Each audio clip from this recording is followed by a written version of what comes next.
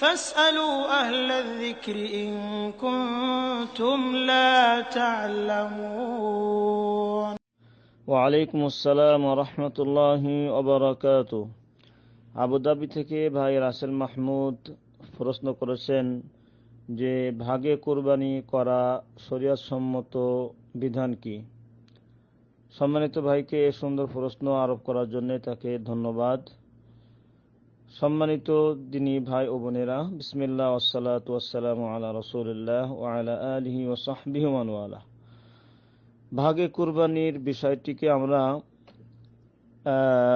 এভাবে বুঝতে পারি যে ভাগ বা অংশীদার হয়ে কুরবানি করার কয়েকটি সূরাত বা ধরন রয়েছে। প্রথম ধরন হলো যে কুরবানিতে অংশীদার হওয়া, যেমন পরিবারের প্রধান যদি কুরবানি করেন একটি ছাগল, একটি গরু বা একটি উট, তাহলে সেই কুরবানিতে সবের ক্ষেত্রে তার পরিবারের অধীনস্থ সকল ব্যক্তিরাই অংশীদার হয়ে যাবে। অতএব এই অংশীদার শরীয়ত সম্মত, যেহেতু রাসূল সাল্লাল্লাহু আলাইহি ওয়াসাল্লাম জামানাতে সাহাবীগণ তিনারা বর্ণনা করছেন যে রাসূল সাল্লাল্লাহু আলাইহি ওয়াসাল্লাম জামানাতে এক পরিবারের অন্তর্ভুক্ত সকলের পক্ষ থেকে একটি ছাগল জবাই করা হতো। তাই একটি ছাগল বা একটি গরু বা একটি উট যদি পরিবারের প্রধান আল্লাহর সন্তুষ্টির জন্য নৈকট্য লাভের আশায় কুরবানি করেন, তাহলে তার পরিবারস্থ সকল স্ত্রী, ছেলে সন্তান সকলের পক্ষ থেকে হয়ে যাবে। দ্বিতীয় অংশীদারির বিষয়ে যেটা হলো চলবে না, সেটা হলো যদি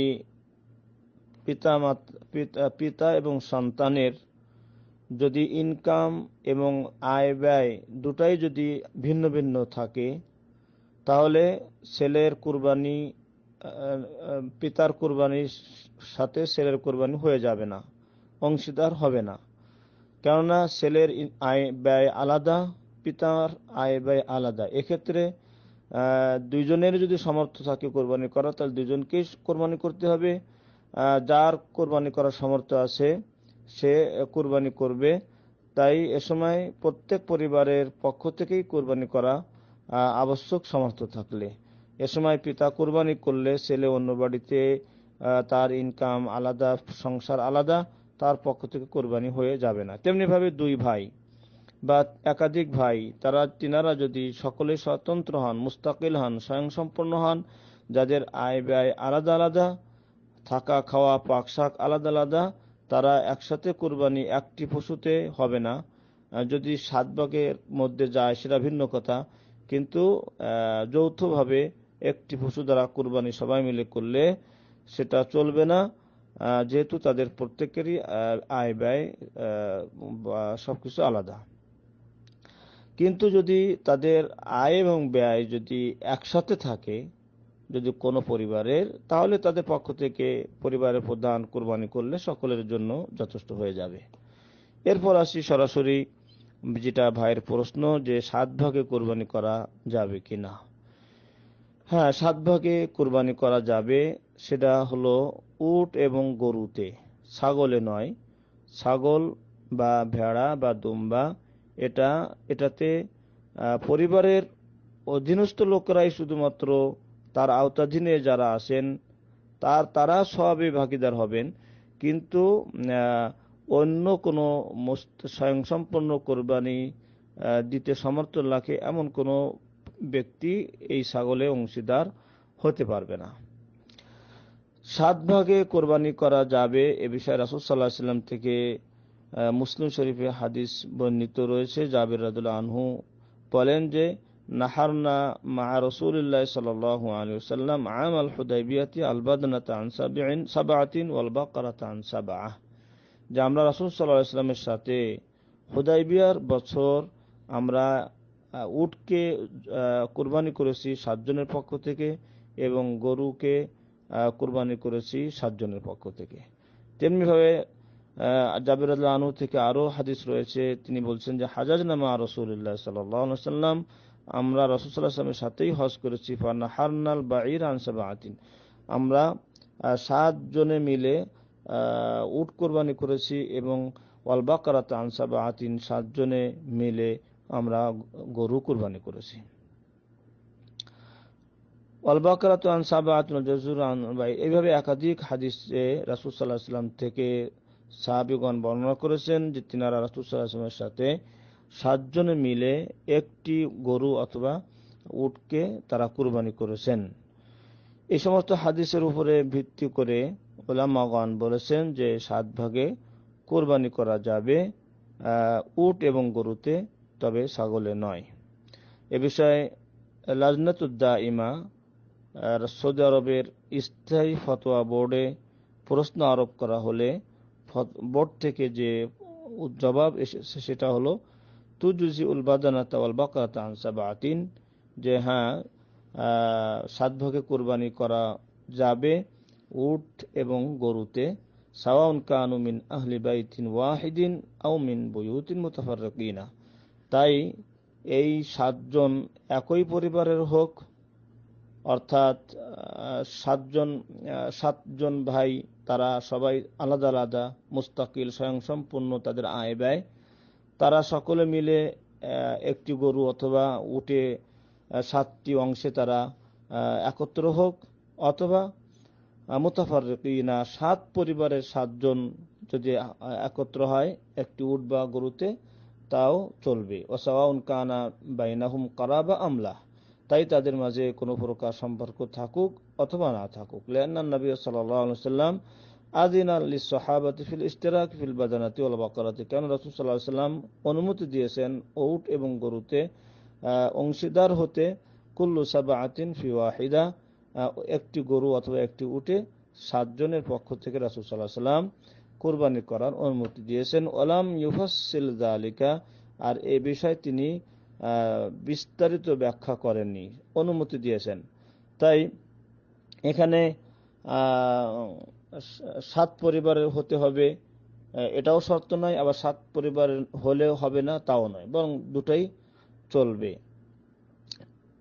থেকে যায় বা প্রশ্নের একটি অংশ যে 7 জনের মধ্যে কারোর ইনকাম যদি আলাদা বৈধ না হয়, কেউ যদি সুদখোর হয় বা কারোর ইখলাস কতটা কম বেশি আছে, তো এক্ষেত্রে বলবো যে আসলে আল্লাহ রাব্বুল আলামিন বলেছেন ফাত্তাকুল্লাহ মাস্তাতাতুম, তোমাদের সাধ্য অনুপাতে তোমরা আল্লাহকে ভয় করো।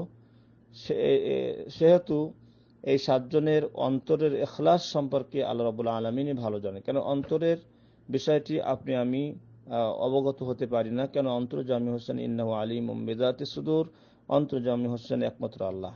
ফলে প্রত্যেকের যেহেতু এখানে আলাদা আলাদা অংশ, প্রত্যেকের অংশ ভিন্ন ভিন্ন, ফলে তার ইখলাস এবং সহি নিয়তের কম বেশি হলে তার নিজের অংশের কম বেশি হবে সওয়াব বা কুরবানিতে, কিন্তু অন্যরা যেহেতু তাদের ইখলাস এবং অংশ টাকার অংশ পরিপূর্ণভাবে আসে, ফলে এখানে ইনশাআল্লাহ একজনের প্রভাব অন্যজনের প্রতি পড়বে না, যেহেতু রাসূল সাল্লাল্লাহু আলাইহি ওয়াসাল্লাম 7 জনকে অংশীদার হওয়ার অনুমতি দিয়েছেন।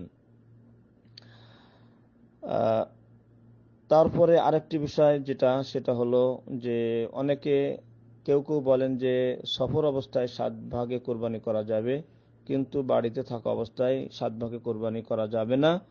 কিন্তু লাজনাতুদ দাইমা সৌদি আরবের এই ফতোয়া বোর্ড থেকে যে কথা এসেছে যে ওয়ালাম ইউফাসসিল যালিকা, রাসূল সাল্লাল্লাহু আলাইহি ওয়াসাল্লাম অনুমতি দিয়েছেন, কিন্তু এই বিষয়ে তিনি বিস্তারিত ব্যাখ্যা করেননি যে বাড়িতে থাকা অবস্থা চলবে কিনা, সফরে শুধুমাত্র চলবে, এভাবে রাসূল সাল্লাল্লাহু আলাইহি ওয়াসাল্লাম আলাদা করে দেননি। তাছাড়া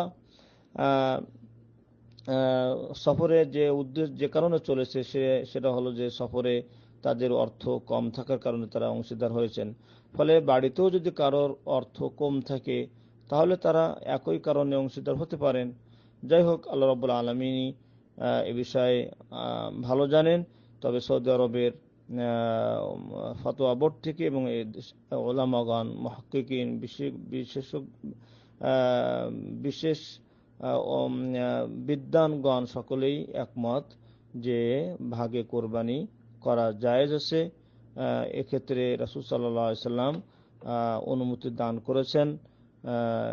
তবে যদি স্পষ্টভাবে আপনার আমার জানা থাকে যে উনি সুদখোর বা ওনার ইনকাম হালাল নয়, তাহলে আপনারা আমাদেরকে চেষ্টা করতে হবে তার থেকে এড়িয়ে ওর থেকে যদি ভালো মানুষ পাওয়া যায় তাদের সাথে অংশীদার হয়ে কোরবানি করা।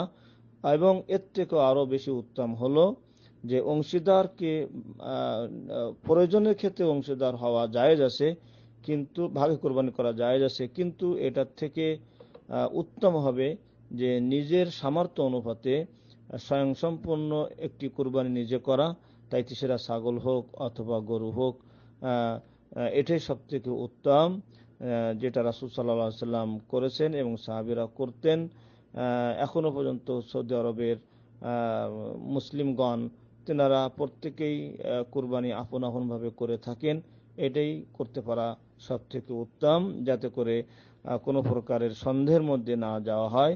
যেমন যেহেতু কেননা রাসূলুল্লাহ সাল্লাল্লাহু আলাইহি ওয়াসাল্লাম বলছেন, দা'মা ইউরিবুকা ইলা মা লা ইউরিবুক, যে বিষয়ে তোমার সন্দেহ আছে সেটা পরিত্যাগ করে যে বিষয়ে সন্দেহ নাই সেই দিকেই তুমি যাত্রা করো। আল্লাহ রাব্বুল আলামিন আমাদের সকলকে রাসূল সাল্লাল্লাহু আলাইহি ওয়াসাল্লামের আদর্শ গ্রহণ করে আমরা আল্লাহর নৈকট্য লাভ করার জন্য চেষ্টা করতে পারি। আল্লাহ আমাদের সকলকে তৌফিক দান করুন, আমিন। আসসালামু আলাইকুম ওয়া রাহমাতুল্লাহি ওয়া বারাকাতুহু।